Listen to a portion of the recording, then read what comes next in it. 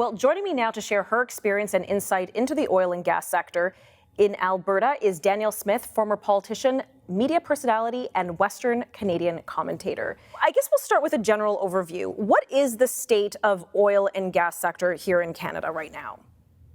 You know, it's funny because I feel really optimistic that Alberta is just set to boom, especially since there has been a bit of a change in attitude with the new Natural Resources Minister, Seamus O'Regan. I think we're seeing a bit of a departure from some of the language that we had in the past, where it seemed like the future of energy in Canada was expected to be hydroelectric power, where it's already been established, but any new power had to be wind and solar. But what I hear out of Seamus O'Regan is talking about a natural gas strategy, and Alberta is a natural gas basin. We have the potential for LNG exports, which is very positive. We have a new and burgeoning hydrogen potential as well with blue hydrogen. So on that front, I think is all very positive. Where we also have established oil development with our oil sands, and so we have a pretty good base. I think where people are feeling incredibly frustrated is that we know that we could do so much more, we could produce so much more, we could export so much more, and yet every time there's a promising new pipeline to take our product to another market, it seems like it becomes a huge target for attack from the environmental movement. Right. And we have a lot of skepticism that any of them are going to get built. Okay, well, I appreciate your comments here because I feel like I'm more of a doom and gloom kind of person when we're thinking about Alberta oil and gas, but it sounds like there is hope for some optimism and to be optimistic here, and that's a good thing.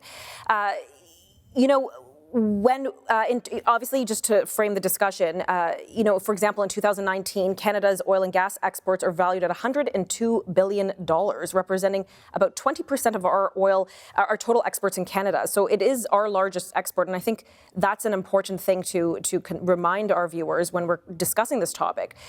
Let's talk about the new administration in the United States. Day one, President Biden cancels Keystone XL. What a blow, a moral blow, obviously a practical one when we can't get our oil out.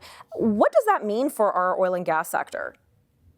The real problem, I think, with that issue is that it seemed to catch the industry off guard. It was pretty obvious that there was a major environmental coordination taking place behind the scenes to cause Joe Biden to do that on day one. 350.org, for instance, issued a tweet and press release about how happy they were with the decision. But the real problem is that once they move and get their success on one pipeline, they just move on to the next one. And so Line 5 is in the sights of the extreme environmental movement.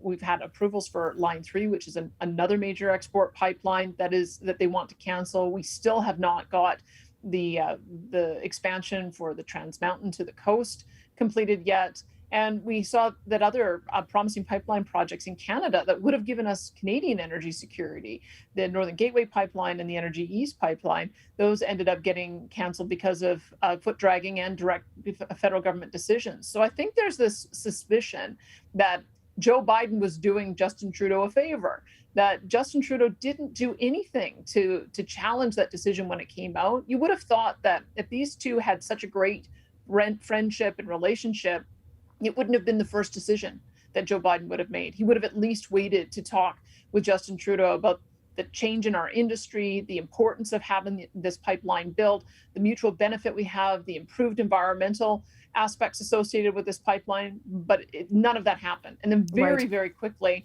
all the wagons circled to try to get everyone from not only the government, but also all the environmental groups, as well as our own Canadian ambassador to the United States saying, oh, well, he campaigned on it, so we should just move on within days. So I think that was a real slap in the face. And I think it's why people are very feeling like if Joe Biden continues to press forward with some of these cancellations, we're not going to have an ally.